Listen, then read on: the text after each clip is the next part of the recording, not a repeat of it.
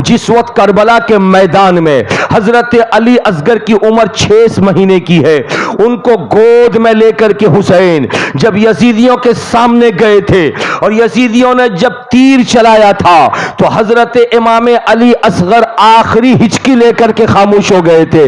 बोलो हजरत हुसैन उस वक्त रोए थे या नहीं रोए थे? जिस वक्त हजरत हुसैन के बेटे हजरत अली अकबर 18 बरस की उम्र में अपने अब्बा हजरत हुसैन से इजाजत लेकर घोड़े में बैठ करके यजीदियों के सामने गए थे और सैकड़ों यजीदियों को कत्ल करके जब खुद आखिरी हिचकी ले रहे थे और लोगों ने उनके ऊपर तलवार के जरिए वार करके उनको जख्मी कर दिया था, हजरत हुसैन की गोद में हजरत इमाम अली अकबर की जान चली जा रही थी, तो बोलो हजरत हुसैन रोए थे या नहीं रोए थे? जिस वक्त मैदान करबला में हजरत हुसैन के भांजे हजरत औनो मोहम्मद जो उनकी बहन ज़ैनब के दोनों बेटे थे, छोटी छोटी उम्र में यजीदियों ने तलवार मार के उनको जब हमेशा के लिए खामोश कर दिया था, तो दोनों भांजों की लाश को उठा करके हजरत हुसैन जब खेमे के अंदर आए होंगे तो बोलो हजरत हुसैन की आंखों से आंसुओं के कतरात बहे होंगे या नहीं बहे होंगे? वो रोए होंगे या नहीं रोए होंगे? तो रसूल ने कहा था फातिमा से, फातिमा इन बच्चों को मत रुलाना, इनके रोने से मुझे तकलीफ होती है। रसूल ने उनके बचपने में कहा था इनको मत रुलाना, रोने से तकलीफ होती है। वही हुसैन जब 56 बरस की उम्र में करबला में रोए होंगे तो बोलो मेरे नबी को कितनी तकलीफ पहुंची होगी, मेरे नबी कितने दुखी बने होंगे। लेकिन सुन्नियों, तुम्हें खुश होना चाहिए। वो रुलाने वाले कौन थे? वो शिया थे। वो रुलाने वाले कौन थे? अहले बैत के दुश्मन थे। वो रुलाने वाले कौन थे? इस्लाम के दुश्मन थे। वो रुलाने वाले कौन थे? नबी के दुश्मन थे। वो रुलाने वाले कौन थे? इस्लामी कानून को खत्म करने वाले थे। वो रुलाने वाले कौन थे? शराब को हलाल करार देने वाले थे। वो रुलाने वाले कौन थे? जुआ को सही ठहराने वाले थे। वो रुलाने वाले कौन थे? रसूल के घर वालों के दुश्मन थे। वो रुला रहे थे, रसूल को तकलीफ हो रही थी, और जिससे रसूल को तकलीफ होगी, रसूल को तकलीफ होने से खुदा नाराज होता है। तो वो शिया जिनसे हुसैन, जिन्होंने हुसैन को रुलाया, उनसे रसूल नाखुश है, उनसे खुदा नाराज है। मगर सुन्नियों, अपनी किस्मत पर तुम नाज करो कि तुम हुसैन से भी मोहब्बत करते हो, अहले बैत से भी मोहब्बत करते हो, अली से भी मोहब्बत करते हो, फातिमा से भी मोहब्बत करते हो, साहबा से भी मोहब्बत करते हो, सरकार हुसैन से भी मोहब्बत करते हो, नबियों के इमाम से भी मोहब्बत करते हो। और जो नबी से मोहब्बत करता है वो खुदा की बारगाह का महबूब बन जाया करता है। प्यार से बोलो सुभान अल्लाह, झूम के बोलो माशा अल्लाह। हजरात तवज्जो हाजिर कीजिए, मैं आपको बताता हुआ गुजरूं। मेरे हुसैन कहां पैदा हुए मालूम है? ए बच्चा इधर देख, सरकार हुसैन कहां पैदा हुए? मदीने शरीफ में। कहां पैदा हुए? और सरकार हुसैन के नाना हमारे प्यारे नबी कहां पैदा हुए? मक्के शरीफ में। इसको याद रखना, नबी कहां पैदा हुए? मक्के शरीफ में। और नबी का नवासा हुसैन कहां पैदा हुए? अरे प्यार से बोलो ना, मदीने शरीफ में। इधर रसूल पैदा हुए और उधर रसूल के नाती, ऐ देखो ये भाग रहा है, पानी लाने जा रहा है, इतनी प्यास लग गई। अबे हम जो पिला रहे हैं उसी को पी लेना, प्यास बुझ जाएगी तेरी। हाँ, ये लड़का लोगों को मजा नहीं आता है, दीन सीखने में मजा नहीं आता, खाली होय रे हाय रे, होय रे हाय रे करेगा। दीन सीखो, मजहब सीखो, इस्लामी तारीख को जानो। हुसैन पाक का जिक्र करते हो, कोई पूछ लेगा हुसैन कौन थे तो क्या बोलोगे? समझोगे तब ना बोलोगे। तो याद रखो, हुसैन कहां पैदा हुए? मदीना शरीफ में। और हुसैन के नाना कहां पैदा हुए? बोलो, मक्के शरीफ में। हजरात, इस बात को अगर आपने समझ लिया है, अब मुझको एक बात बताओ, जो जहां पैदा होता है वहां की मिट्टी से उसको मोहब्बत होती है कि नहीं? अरे बोलो ना। आप लोग नुआपाड़ा में पैदा हुए हो, कहां पैदा हुए हो? नुआपाड़ा में। यहां की मिट्टी से मोहब्बत है? अरे बोलो। इतनी मोहब्बत है कि अगर पांसकुड़ा बाजार में मैं एक फ्लैट खरीद दूं तुमको 18 लाख रुपया में और कहूं कि अपने अब्बा अम्मा के साथ जा वहीं रहेगा, तो 3 दिन के बाद घबरा के मुझको फोन करेगा, हुजूर एखाने भालो लागचे ना। अरे बोलो ना। यहां पे अच्छा नहीं लग रहा है। यहां सब है, लेकिन जहां पैदा हुआ वहां का प्यार अलग है। इसलिए कि यहां जब फ्लैट के दरवाजे पर खड़ा हो जाता हूं तो जितना आदमी गुजरता सब गैर, और नुआपाड़ा में जब अपने घर के सामने खड़ा हो जाता हूं तो ये गुजरने वाला खालू है, ये जाने वाला मामू है, ये गुजरने वाला फूफा है, ये जाने वाला चाचा है, ये गुजरने वाला भाई है, वो गुजरने वाला मामू है, सब अपने हैं प्यार से। तो जो जहां पैदा होता वहां से उसको, अरे बोलो, प्यार हो जाता है, उस जमीन से मोहब्बत हो जाती है। उस जमीन को छोड़ना आसान नहीं है। लेकिन मेरे आका हुसैन जहां पैदा हुए मदीने में, बचपना गुजरा मदीने में, जवानी गुजरी मदीने में, 56 बरस 56 ईयर्स गुजारने के बाद हालात इतने खराब हो गए कि मेरे हुसैन को मदीना छोड़ के निकलना पड़ा। इससे ज्यादा तकलीफ दे खबर और क्या हो सकती है? आप पूछेंगे सखावत हुसैन बरकाती बोलोन, आखिर हुसैन पाक ने मदीना छोड़ा क्यों? तो हजरात सुनो, अगर जमीन का मामला आ जाए तो बस्ती मत छोड़ो, अगर जायदाद का मामला आ जाए तो बस्ती मत छोड़ो, रुपया पैसे का मामला आ जाए तो बस्ती मत छोड़ो, लेकिन अगर इस्लाम का मामला आ जाए तो एक बस्ती नहीं 1000 बस्ती छोड़ी जा सकती है, 1000 बस्ती छोड़ी जा सकती है। हजरात तवज्जो हाजिर करो, मेरे नबी सल्लल्लाहु अलैहि वसल्लम जब तक इस दुनिया में रहे तब तक मेरे नबी की हुकूमत चलती रही और आज भी चल रही है। लेकिन मेरे प्यारे नबी के दुनिया से चले जाने के बाद हजरत अबू बकर सिद्दीक खलीफा बने, 2.5 बरस तक वो खलीफा बन के रहे। हजरत उमर फारूक खलीफा बने, उनके बाद 10.5 बरस तक खलीफा बन के रहे। उनके इंतकाल के बाद हजरत उस्मान गनी खलीफा बने, 12.5 बरस तक खलीफा बन के रहे। उनके इंतकाल के बाद हजरत अली खलीफा बने, 4 बरस कुछ महीने तक वो खलीफा बन के रहे। उनके इंतकाल के बाद हजरत इमाम हुसैन के बड़े भाई हजरत हसन खलीफा बने, 6 महीना खलीफा बन के रहे। उन्होंने इस्तीफा दे दिया, रिजाइन दे दिया। उनके रिजाइन दे देने के बाद हजरत अमीर मुआविया खलीफा बने, 19.5 बरस तक खलीफा बन के रहे। लेकिन जैसे हजरत अमीर मुआविया का इंतकाल हुआ वैसे ही यजीद तख्तनशी हो गया, यजीद कुर्सी पे बैठ गया, यजीद हुकूमत के बागोडोर को हाथ में ले लिया और कहा कि अब सिक्का चलेगा तो यजीद का चलेगा, अब कानून चलेगा तो यजीद का कानून चलेगा, अब बात लोग मानेंगे तो यजीद की बात मानेंगे।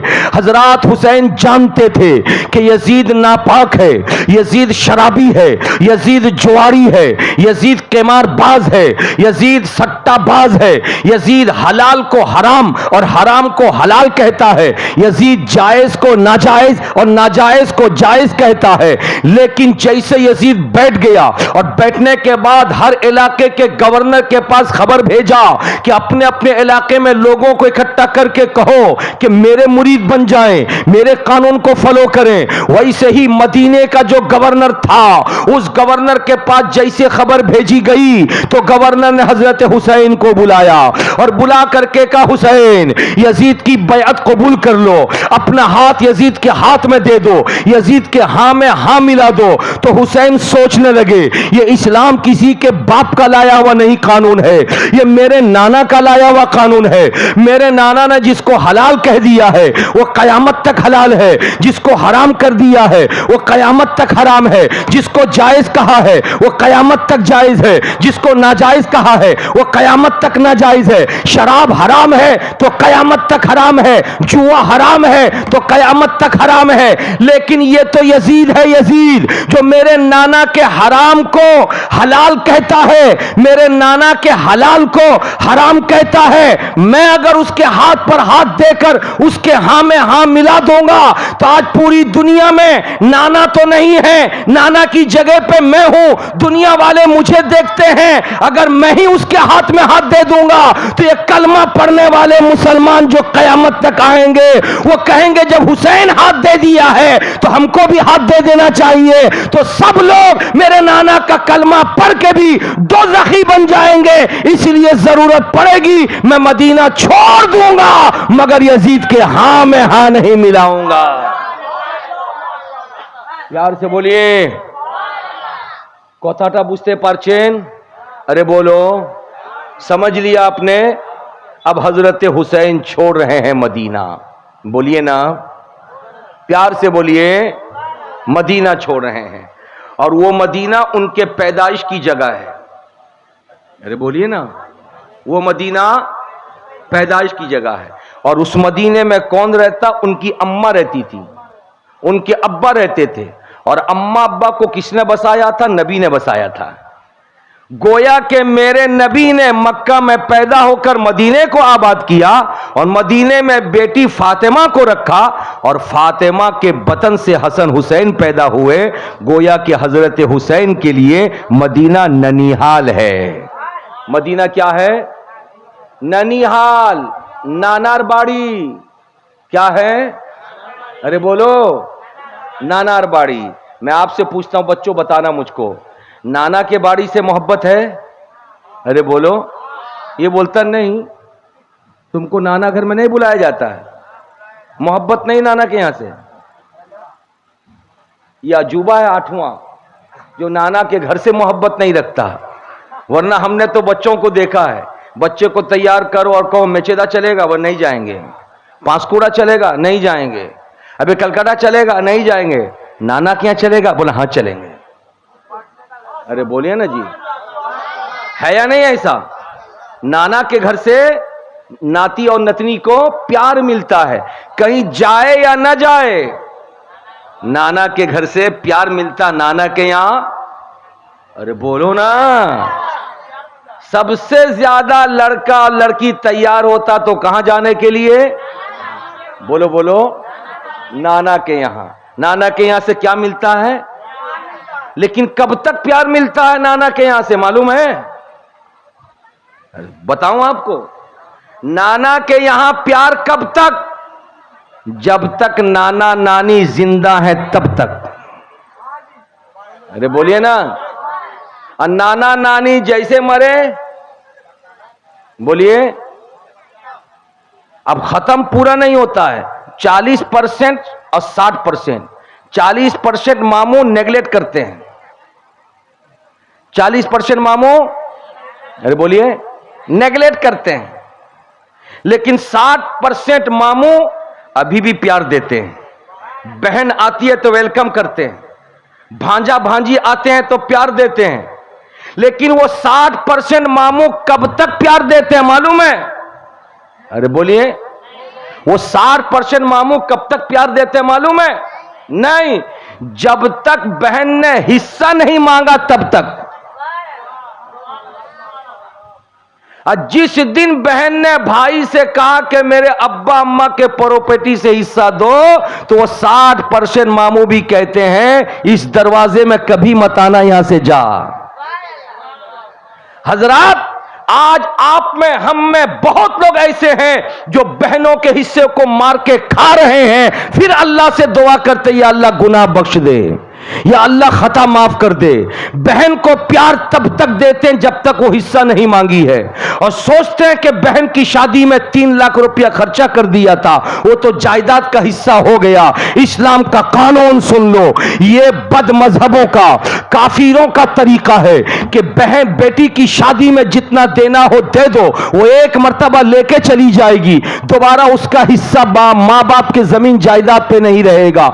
लेकिन इस्लाम का कानून है कि माँ बाप के मर जाने के बाद जो जायदाद छोड़ी गई है, जो जमीन छोड़ी गई है, जो रुपया पैसा छोड़ा गया है, जो घर बाड़ी छोड़ी गई है, हर चीज पर बेटे का 2 हिस्सा है, बेटी का 1 हिस्सा है। वो बेटी जितनी भी दूर शादी करके चली गई हो, मगर हिस्सा उसका मौजूद है। और सुन लो इस हिस्से के बारे में कि दुनिया में आप कमाते हो, आपको खूब मालूम है कि हम किसको कितना देंगे। काम किया, 10,000 रुपया कमा के लाया, बंटवारा किया, किसी को 700 दिया, किसी को 2,000 दिया, किसी को 1,500 दिया, लेकिन मां बाप की जो जमीन जायदाद है उसका बंटवारा न आप कर सकते हो, न मैं कर सकता हूं, बल्कि आपके घर में, मेरे घर में जो कुरान है वो कुरान खुदा का कलाम है। और खुदा ने उस कुरान में भाई बहन, चचा भतीजा, दादा दादी, अम्मा अब्बा सबका हिस्सा लिख दिया है।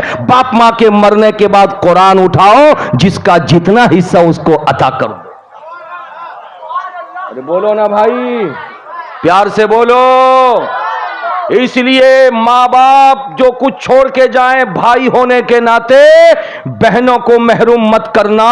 1 इंच भी जगह अगर मार के खा गए बहन का तो हज करो, हज कबूल नहीं। रब की बारगाह में रो, आंसू बहाओ तो आंसू बहाना मकबूल नहीं। हिस्सा मारने वाला खुदा की बारगाह की लानत से मालमाल होता है, इसलिए हिस्सा देने वाला अल्लाह को राजी करता है। मैं कहना चाहता हूं कि ननिहाल प्यारा है, तो हजरत हुसैन के लिए भी नाना का घर प्यारा था या नहीं? इतना प्यारा था हजरत हुसैन के लिए कि नबी कौनो मकान सल्लल्लाहु अलैहि वसल्लम नाना है। नमाज की हालत में हजरत इमाम हुसैन और इमाम हसन दौड़े हुए जाते, रसूल सजदे में सर रखे होते तो कंधे शरीफ में, पीठ शरीफ में बैठ जाते। जितनी देर तक बैठे रहते उतनी देर तक नबी सजदे को लंबा कर देते, न उठाते सर को। कभी कभी ऐसा भी होता कि साहबा पूछते, या रसूल अल्लाह, क्या आज के बाद से सजदे के लंबे कर देने का हुक्म आ गया? नबी कहते, नहीं नहीं, वही सजदा है जो पुराना है, लेकिन मैंने सर को इसलिए नहीं उठाया कि मेरा हसन बैठा था, मेरे हुसैन बैठे थे। अरे बोलो ना भाई प्यार से। नाना की नगरी में इतना प्यार मिलता था, इतना प्यार मिलता था, इतना प्यार मिलता था कि जुमे के दिन नबी कौनमा का खुतबा देते, मिंबर शरीफ पर खड़े होकर बीबी फातिमा के दरवाजे से हसन हुसैन दौड़ करके मस्जिद नबवी की तरफ जाते तो मेरे नबी छोटे छोटे बच्चों को आता हुआ देख करके मिंबर से नीचे उतर आते, दोनों शहजादों को गोद ले लेते। पूरी दुनिया देखती कि रसूल इन दोनों से कितना प्यार करते हैं, कितनी मोहब्बत करते हैं। मैं कहना यह चाहता हूं, मदीने की गली है, मेरे रसूल साहबा इकराम को साथ में लेके जा रहे हैं, छोटे छोटे बच्चे, मदीने के बच्चे एक जगह पे खेल रहे हैं। सरकार को देखा था बच्चों ने, सबों ने सलाम पेश किया, मेरे नबी ने सबका जवाब दिया। मेरे नबी उन बच्चों के पास गए और एक बच्चे को पकड़ा और पकड़ करके उसकी पेशानी को चुम्मा देने लगे, बोसा देने लगे। साहबा इकराम पूछते हैं, या रसूल अल्लाह, यहां तो अनेक बच्चे हैं, बहुत बच्चे हैं, मगर किसी के पेशानी को आपने नहीं चूमा, आखिर इस बच्चे की पेशानी को क्यों चूमा? तो नबी का जवाब सुनिए। नबी कहते हैं, ये वो बच्चा है जिस बच्चे को मैंने एक मर्तबा देखा कि मेरे हुसैन के साथ ये पीछे पीछे चल रहा था, मदीने की गली में कोई नहीं था, हुसैन था और ये बच्चा था। मैंने देखा हुसैन का पैर जहां पड़ता वहीं की मिट्टी उठा करके अपनी पेशानी पे बच्चा लगाता। झूम के बोलो सुभान अल्लाह, मचल के बोलो माशा अल्लाह। तो हजरात मुझे कह लेने दो, जो बच्चा अपनी पेशानी पर हुसैन के तलवे से लगने वाली मिट्टी को रगड़े, वो बच्चा रसूल कौनैन की बच्चे की पेशानी रसूल कौनैन की बोसागाह बन जाए। हमने तो हुसैन को देखा नहीं, लेकिन नाम सुन करके हम मोहब्बत करते हैं, नाम सुन करके प्यार करते हैं। तो बोलो मेरे नबी हमसे कितने खुश होंगे।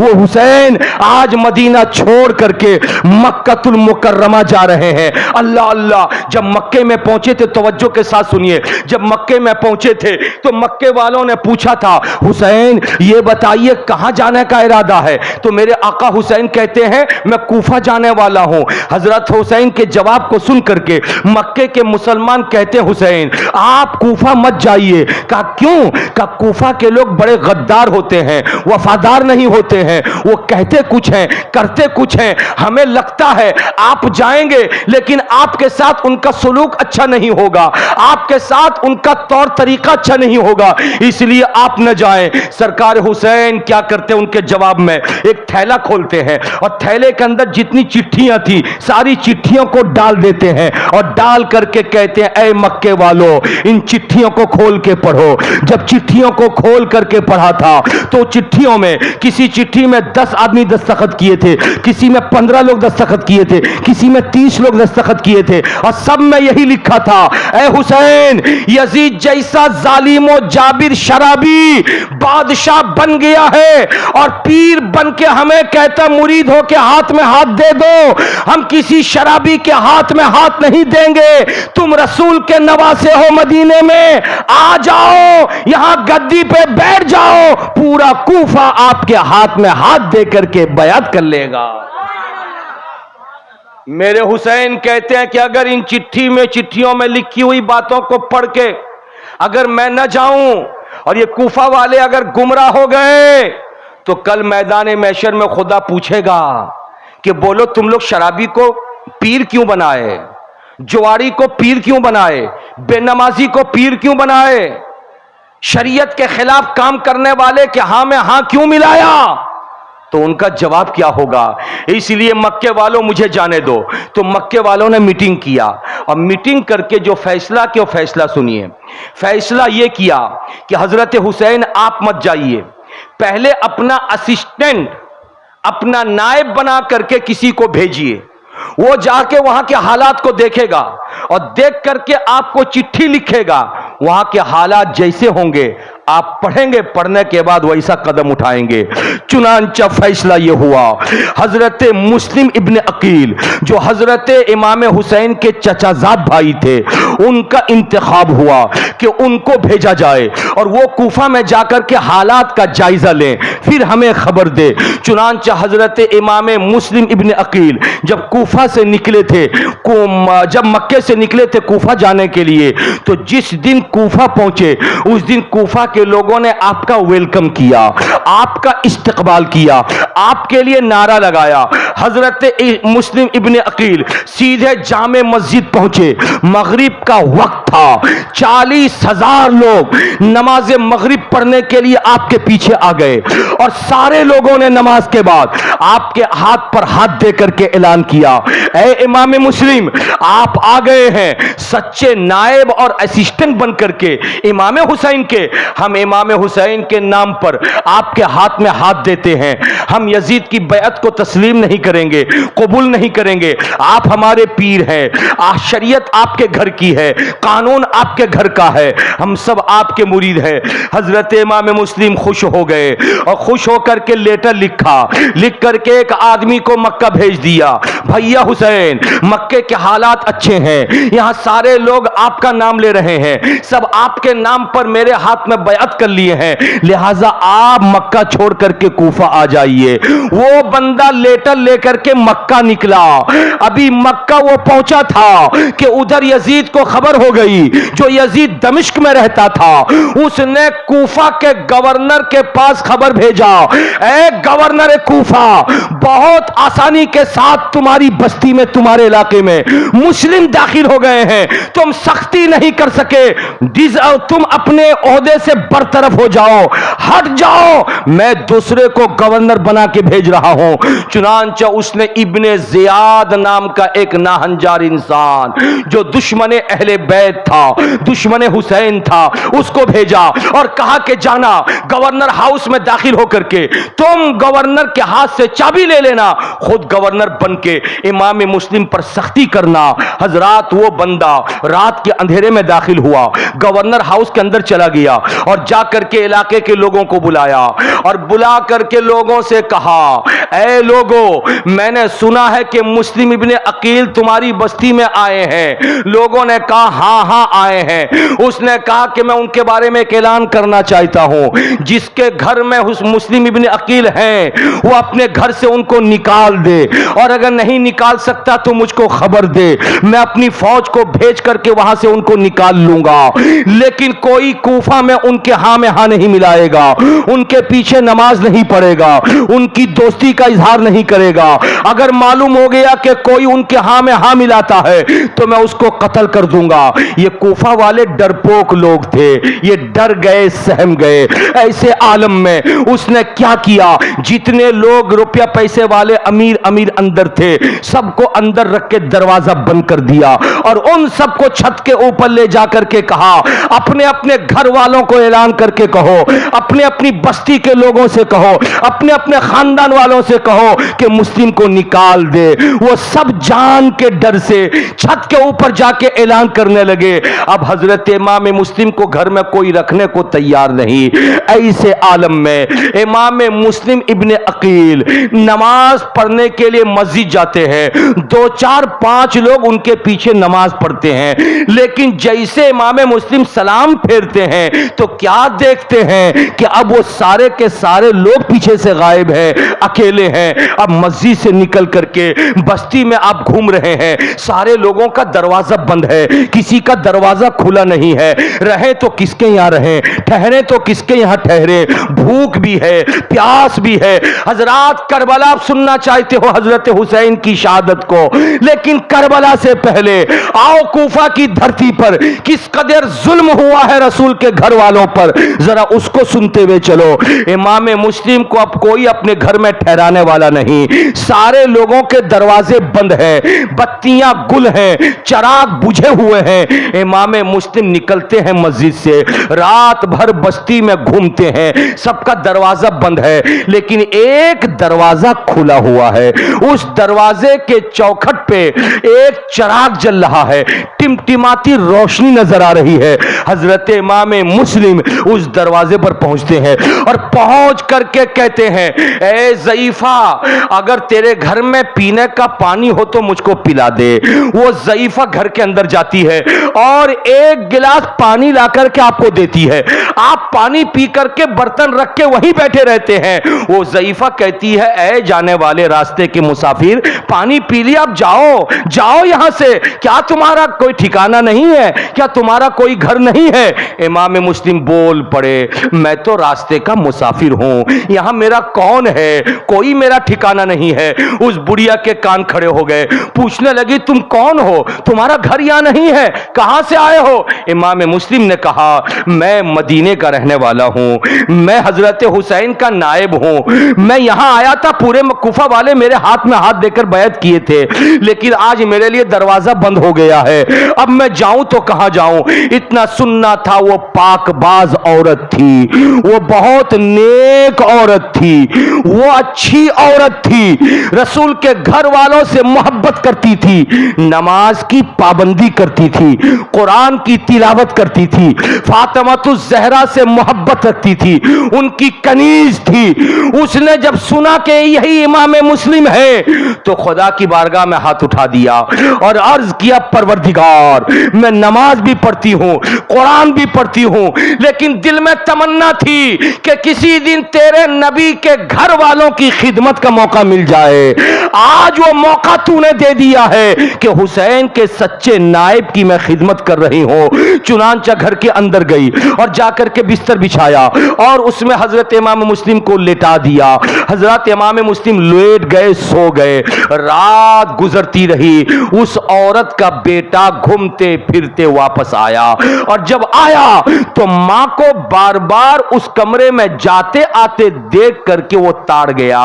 पूछने लगा, मां उस घर में क्या है? मां ने कहा कि नहीं बेटा, कोई बात नहीं, तुम अपना सो आराम करो। लेकिन दोबारा जब आते जाते देखा, सेबारा आते जाते देखा तो उठ करके गया, दरवाजे पर खड़ा होकर कमरे में जब झांका तो देखा एक नूरानी शक्ल वाले, एक लंबे जुल्फ वाले, एक बुजुर्ग सिफत इंसान लेटे हुए हैं। पूछा, मां सच सच सच बताइए कौन है, सच सच बताइए कौन है। माने का बेटा यही तो इमाम मुस्लिम है, हुसैन के सच्चे नायब है। इतना सुनना था, वो दिल ही दिल में खुश हुआ कि आज ऐलान किया गया है गवर्नर हाउस से, जो मुस्लिम का पता बता देगा उसको इनाम मिलेगा, लिहाजा ये इनाम मुझको मिलना चाहिए। चुनांचा उसने सुबह सवेरे जाकर के गवर्नर हाउस में खबर कर दिया कि मुस्लिम इब्ने अकील हमारे घर में छुपे हैं। इब्ने जियाद ने 40 लोगों के हाथ में तलवार दे करके इमाम मुस्लिम को गिरफ्तार करने के लिए भेजा।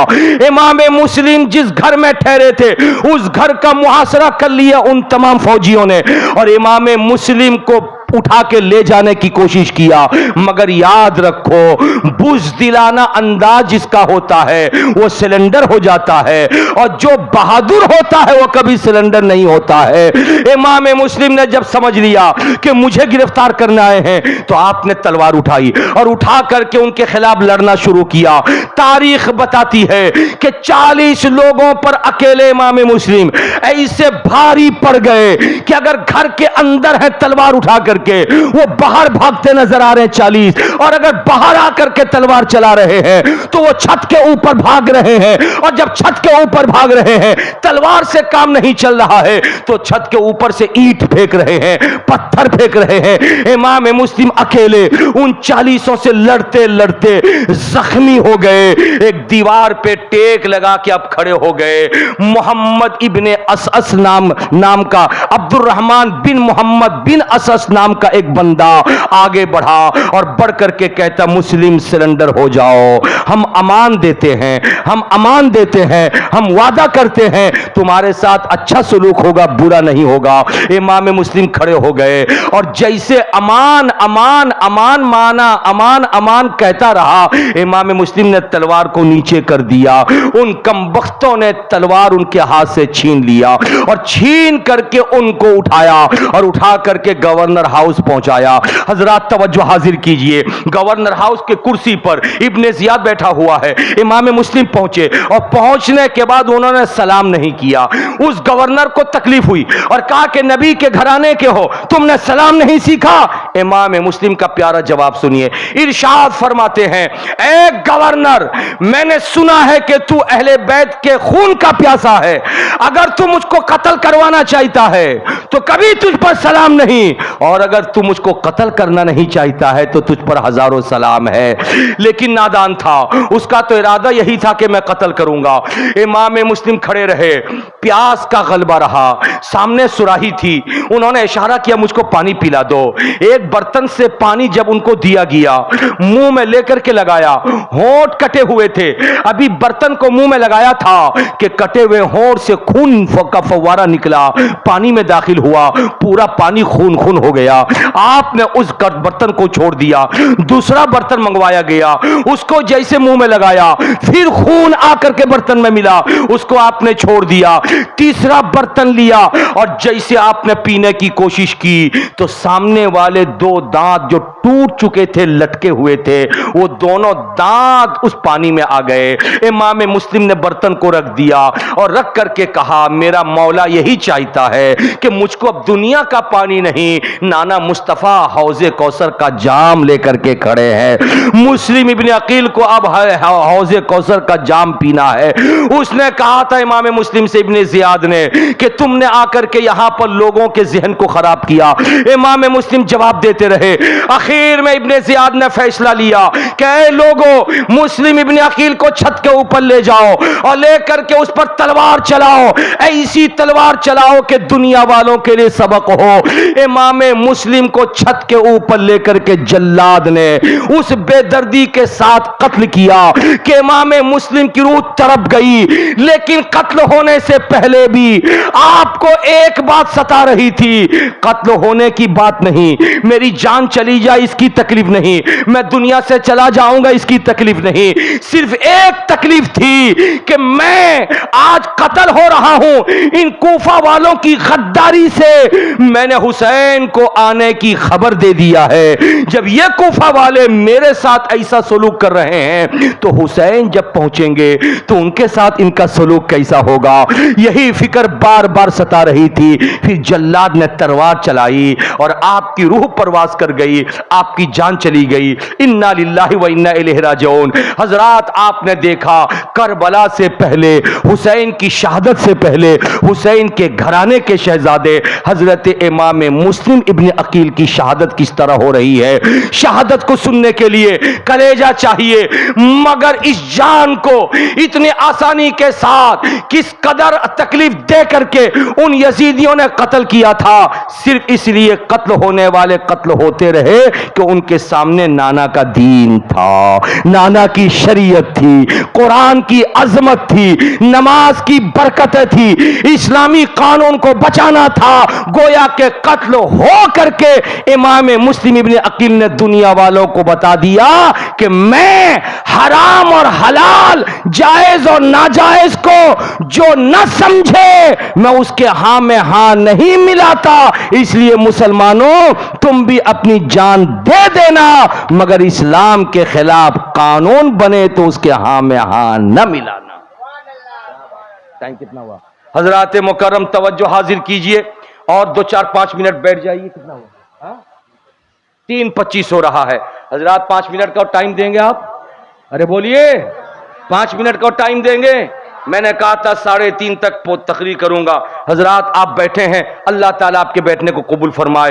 अब आइए जहन करीब कीजिए, मैं बहुत इख्तिसार में उस बात को भी पेश कर दूं। ये छोटे छोटे बच्चे यहाँ बैठ के हैं, इन तमाम बच्चों को भी मालूम हो जाए, माओं को भी मालूम हो जाए। हजरत इमाम मुस्लिम इब्न अकील जब कूफा से मक्के से चले थे कूफा के लिए, तो अकेले नहीं गए थे, उनके साथ में उनके 2 छोटे छोटे बच्चे भी थे। हजरात आप सोचेंगे बच्चे जाने का क्या मतलब? आपको मालूम है, जब बच्चे आपके घर में छोटे होते हैं ना, तो आपका घर से निकल के जाना बड़ा मुश्किल हो जाता है। कामकाज में जाएंगे, बच्चा बोलेगा मैं भी जाऊंगा। खेत जाएंगे, बच्चा बोलेगा मैं भी जाऊंगा। बाजार जाएंगे, बच्चा बोलेगा मैं भी जाऊंगा। ऐसा होता है कि नहीं होता है? कभी कभी आपको छुप के निकलना पड़ता है। ये बच्चों से बाप का प्यार और बाप से बच्चों का प्यार है। हजरत मुस्लिम इब्न अकील जब मक्के से कूफा जा रहे थे तो छोटी उम्र के 2 बच्चे थे, एक का नाम मोहम्मद था, दूसरे का नाम इब्राहिम था। वो दोनों शहजादे तैयार हो गए, बाबा हम भी चलेंगे। इमाम मुस्लिम ने दोनों शहजादों को ले लिया और लेकर के कूफा पहुंचे थे। जब इमाम मुस्लिम इब्न अकील की शहादत हुई तो शहीद होने से पहले दोनों शहजादों को, बेटों को कूफा के काजी के घर में अपने बच्चों को छोड़ दिया था। इब्ने जियाद को जब पता चला कि मुस्लिम के साथ उनके 2 बेटे आए थे, उसने ऐलान किया कि मुस्लिम को तो मैंने कत्ल कर दिया, उनके बेटे कहां हैं, पता बताओ। जो छुपा के रखेगा मैं उसके घर को नष्ट कर दूंगा और जो उनका पता बताएगा उसको इनाम दे दूंगा। हजरात इनाम के लालची बच्चों को तलाश करने में निकल गए, लेकिन काजी ये ऐलान सुन करके अपने घर में अपने बेटे को बुलाते हैं। तवज्जो हाजिर कीजिए, उनके अपने बेटे को बुला के कहते, बेटा ये दोनों नबी के घराने के शहजादे हमारे घर में हैं, अगर इन दोनों को हम हवाले करते हैं गवर्नर के तो वो कत्ल कर देगा, और अगर हम नहीं हवाले करते हैं, छुपा के रखते हैं, तो हमारे घर को तोड़ देगा। एक काम करो, इन बच्चों को रात के अंधेरे में ले जाओ और कूफा से जो रास्ता मदीना गया है उसी रास्ते से काफिला गुजरेगा, काफिले वालों के हवाले कर देना, काफिले वाले बच्चों को लेकर मदीने में छोड़ देंगे। उनका बेटा लिया और लेकर के रात के अंधेरे में पूरा कूफा सो रहा था, बच्चों को लेकर के निकला बस्ती से बाहर। जो रास्ता कूफा से मक्का गया है, मदीना गया है, उसी रास्ते पर खड़ा हो गया कि कोई काफिला आए तो मैं हवाले कर दूं। लेकिन काफी देर खड़े होने के बाद पता चला कि काफिला तो निकल चुका है, अब कोई काफिला नहीं है। उसने सोचा इन बच्चों को क्या रिटर्न लेकर के जाऊं? नहीं नहीं, वहां गौर किया, कुछ दूरी से टिमटिमाती रोशनी नजर आई, गर्दो गुबार उड़ते नजर आए। उन बच्चों से कहा, बच्चों देखो वो रोशनी नजर आ रही है? बच्चों ने कहा, हाँ हल्की रोशनी नजर आ रही है। कहा वही काफिला जो मदीने जा रहा है, दौड़ो काफिले वालों के साथ हो जाओ। बच्चे दौड़े और दौड़ करके काफिले वालों से मिलना चाहते थे, लेकिन छोटे बच्चे थे, नरमो नाजुक तलवा था, तलवे में फुटका आबले पड़ गए, तलवे में उनके जख्म पैदा हो गए। रेतीली जमीन थी, मटियाली जमीन थी, पथरीली जमीन थी, नन्हे नन्हे पांव से दौड़ते रहे, दौड़ न सके। हजरात, ये छोटे छोटे बच्चे दौड़ते दौड़ते जब थक गए, एक जगह बैठ गए। सुबह की सफेदी जब नमूदार हुई तो क्या देखा, जहां से दौड़े थे घूम फिर के फिर वहीं आ गए हैं। बच्चे डर गए, उनको किसी ने देखा, देख करके गवर्नर हाउस में उन दोनों बच्चों को पहुंचा दिया। गवर्नर कूफा इब्ने जियाद ने दोनों बच्चों को जेल में रखवा दिया। जेल में जैसे वो बच्चे गए, जेल का जो दारोगा था वो सच्चा मुहिब्बे रसूल था, मुहिब्बे अहले बैत था। दोनों बच्चों के नूरानी चेहरों को देखा, देख करके समझ गया ये मुस्लिम के दोनों शहजादे हैं। मुस्लिम के शहजादे नबी के घर वाले हैं। नबी के घर वाले बच्चे जब दुआ कर दें तो हजारों कैद में रहने वालों को छुटकारा मिल जाए, लेकिन आज उन्हीं के घर के बच्चे जेल में हैं। उसने रात के अंधेरे में उन बच्चों को निकाला और निकाल करके उन बच्चों को अंगूठी दिया और कहा कि बच्चों, मैं तुमको जेल में नहीं रहने दूंगा, ये अंगूठी ले लो और ये रास्ता है, तुमको बताता हूं, ये रास्ता सीधे कादसिया की तरफ गया है, इसी रास्ते पर चल पड़ो। चलते चलते चलते चलते कादसिया का फाटक मिलेगा, वहां जाके दरवाजे पर दस्तक देना, वहां का दरवान मेरा भाई है, जब दरवाजा खोलेगा तो मेरी अंगूठी दिखा देना, मेरा भाई पहचान लेगा और कहना हमें मदीने भिजवा दो। वो बच्चे गए, अंगूठी लेकर के दौड़ना शुरू किए। हजरात, दौड़ते दौड़ते दौड़ते दौड़ते दौड़ते दौड़ते पांव थक गए, दौड़ते दौड़ते कादसिया के फाटक तक तो नहीं पहुंच सके। खुदा को जो मंजूर था वही हुआ। बच्चे रात भर दौड़ करके जब सुबह की सफेदी नमूदार हुई तो क्या देखा, जहां से दौड़े थे अंधेरे में घूम फिर के फिर वहीं पहुंचे हुए हैं। बच्चा डर गए, कल हमको पकड़ करके किसी ने जेल में डाल दिया था, आज भी कहीं पकड़ के जेल में ना डाल दे, इसलिए बच्चे डर गए। लेकिन जहां पर वो बच्चे मौजूद थे वहां पे एक पुराना दरख्त था, खोखला दरख्त, उस दरख्त के खो में जाके बच्चे छुप गए। सामने एक तालाब था, एक खातून, एक औरत, बड़ी नेक औरत थी, वो सुबह सवेरे बर्तन धोने के लिए, पानी लेने के लिए तालाब में आई तो बच्चों को देख लिया। देखते ही उन बच्चों के चेहरे की चमक को, पेशानी की चमक को, नूरानी चेहरे को देख करके समझी ये बच्चे कोई मामूली बच्चे नहीं है। बच्चों से पूछा, बच्चों तुम कौन हो? बच्चे रोने लगे, नहीं हम जब बताएंगे कौन है तो तुम फिर हमें लेकर के जेल में डलवा दोगी। कहा नहीं नहीं, मैं जिस घर की खादिमा हूं, जिस घर की मुलाजिमा हूं, जिस घर में काम करती हूं, मेरी मालकिन खुदा रसीदा है। तुम बच्चों डरो नहीं, यहीं ठहरो।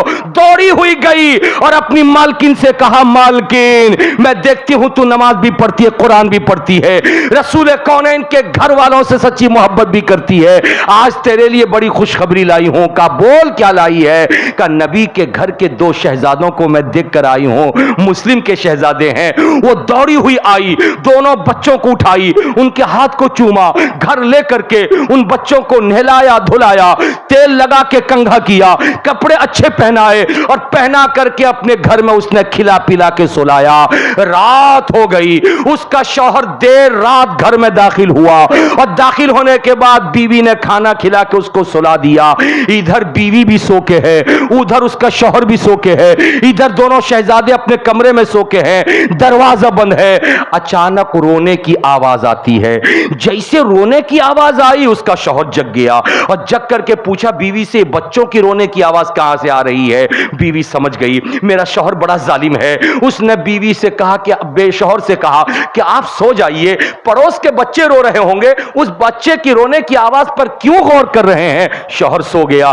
थोड़ी देर के बाद फिर रोने की आवाज आई। अब की मर्तबा रहा नहीं गया, बिस्तर से उठा, उठ करके उस कमरे के पास जाके कुंडी खोला। जैसे खोला तो क्या देखा, दोनों शहजादे एक दूसरे के बगलगीर होकर के जारो कतार रो रहे हैं। बड़ा भाई अपने छोटे भाई से कहता बाबू उठो, अभी अभी ख्वाब में अब्बा मुस्लिम आए थे और हमने शिकायत की अब्बा आप तो चले गए कूफा छोड़ करके, मगर हमें क्यों नहीं ले गए। देखो ना हमारे तलुए में आबले पड़ गए हैं, हमारे पांव में जख्म पैदा हो गया है, पथरीली और नोकीली जमीन पर चलते चलते हम थक गए हैं, हमें तो जेल में लेके डाल दिया गया है, हमें कत्ल कर दिया जाएगा, बाबा हमें क्यों नहीं ले गए।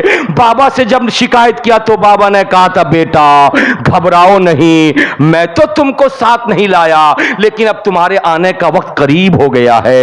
ये नाना मुस्तफा तुम्हारे लिए जाम लेके खड़े हैं, ये अली मुर्तजा है जो तुम्हारा वेलकम करने खड़े हैं, ये फातिमा ज़हरा है जो तुम्हारा इस्तकबाल करने के लिए खड़ी है, इसलिए घबराना नहीं बेटा, अब वक्त करीब हो गया है कि तुम बहुत जल्द हमसे मिलने वाले हो।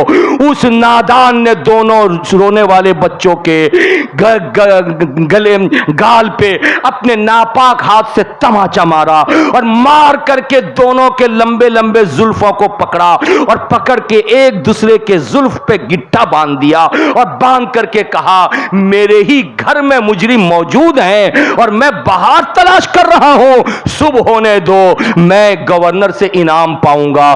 चुनांचा सुबह का इंतजार किया, रात भर वो बच्चे सिसकते रहे। सुबह जैसे हुई तलवार निकाला और बच्चों को घसीटता हुआ बाहर लेकर के गया। बीवी कदम पे गिरती रही, कहती रही कि भी मेरे शौहर मेरे शौहर मेरे शौहर, इनको मार करके अपना ठिकाना दोज़ख में मत बनाओ। लेकिन एक बात भी अपनी बीवी की उसने सुना नहीं, अपनी बीवी को लात मार के उसको भी जख्मी कर दिया और नहरे फुरात के किनारे लेकर दोनों बच्चों के गले पे तलवार चलाया। जरा सा मंजर देखो, बस 2 मिनट में बात खत्म करता हूं, 2 मिनट में। जैसे तलवार निकाला, बड़े भाई ने कहा कि ए जालिम, तलवार पहले मेरी गर्दन पर मार, मेरे छोटे भाई की गर्दन पर नहीं। छोटे ने कहा नहीं नहीं जालिम कातिल, पहले मेरी गर्दन पर मार, भैया के गर्दन पर नहीं। दुनिया पूछ रही थी, लोग तो मरने से भागते हैं, मगर बड़ा कहता पहले मुझे कत्ल कर, मेरे छोटे को नहीं। छोटा कहता पहले मुझे कत्ल कर, मेरे बड़े को नहीं। गोया के करबला की तारीख सुनने वालों एक सबक दे करके दुनिया को गए ये कि भाई भाई का प्यार कैसा होता है, भाई भाई की मोहब्बत कैसी होती है। हम लोग जिस दुनिया में रहते हैं, जमीन के लिए, जायदाद के लिए, अड़ोस के लिए, पड़ोस के लिए भाई भाई में झगड़ा करते हैं। हमारे घर शादी होती है, दुनिया भर के लोग वलीमा में आकर के खाना खाते हैं, मगर मेरे भाई के घर में दावत नहीं दी जाती है, उनके घर में चूल्हा जलता है, उनके बच्चे अपने घर का खाना खाते हैं और मेरे घर पे आकर के दुनिया भर के लोग दावत खाते हैं। हम एक इंच पीछे हटने को तैयार नहीं, मेरा भाई भी एक इंच पीछे हटने को तैयार नहीं। ये भाई है, लेकिन चलो करबला की तारीख तुमने सुनी, बड़ा कहता है मुझे कत्ल कर, इसलिए कि छोटे को अगर कर दिया और छोटा तड़पेगा, मैं बड़ा होकर के छोटे की तड़प को देख न सकूंगा। और छोटा कहता है कातिल मुझे पहले कत्ल कर, अगर बड़े को पहले कर दिया तो मेरे भैया तड़पेंगे, मैं छोटा होकर के भैया को तड़पता हुआ देख न सकूंगा। ये भाई का प्यार कैसा होता करबला वाले समझा गए। नादान ने कत्ल किया और कत्ल करके दोनों के सर को पकड़ा और जिस्म को धड़ को नहरे फुरात में डाल दिया और डाल करके दोनों के सर को लेके इब्ने जियाद के पास पहुंच गया। हजरात बात खत्म हो गई, अब मुझको इसके आगे नहीं जाना है, लेकिन इतना बता देना है कि हजरत हुसैन के बारे में आपने सुना है कि इमाम हुसैन लड़ते लड़ते नहरे फुरात में घोड़े को लेकर चले गए थे और घोड़ा इतने पानी में उतर गया था। घोड़ा मुंह मारना चाहा, नहरे फुरात का पानी पी ले। हुसैन याद आ गए कि मेरे जिस्म पे जो बैठे हैं मेरे पीठ पर, वो 3 दिन के भूखे प्यासे हैं। जब वो पानी नहीं पिए, मैं साबिरों का घोड़ा हूं, मैं कैसे पानी पीऊंगा। हुसैन चाहते तो चुल्लू में पानी लेते और लेकर के 3 दिन के भूखे प्यासे थे पी लेते, मगर हुसैन ने भी नहीं पिया। 3 दिनों का भूखा प्यासा हुसैन शहीद हो गया। अब आप पूछोगे, जब पानी पर पहुंचे थे तो पानी पिया क्यों नहीं? तो उसका एक जवाब दूंगा मैं। याद रखो, अगर कोई गलत काम करता है तो आप कहते हैं कि वो खून पी रहा है, वो खून चूस रहा है। हजरत हुसैन को पता था यही वो नहरे फुरात है, जिस नहरे फुरात के किनारे मुस्लिम के दोनों बेटों को कत्ल करके खून समेत उनके जिस्मों को डाला गया है। लिहाजा अब नहरे फुरात का पानी पानी नहीं है, वो मुस्लिम के बेटों के खून से पानी रंगीन हो गया है। लिहाजा हुसैन ने कहा मैं इस पानी को नहीं पीऊंगा, और दुनिया वालों को बता दिया कि हक के साथ रहने वाला खुदा की मदद पाता है। और हुसैन ऐसी मदद पाए कि जो कत्ल करने वाले थे वो मिट गए, और जो कत्ल होने वाले हुसैन और हुसैन के साथी थे वो ऐसे जिंदा हो गए, ऐसे जिंदा हो गए कि कल भी जिंदा थे, आज भी जिंदा है, कयामत तक जिंदा वो जावेद नजर आएंगे। अल्लाह तबारक व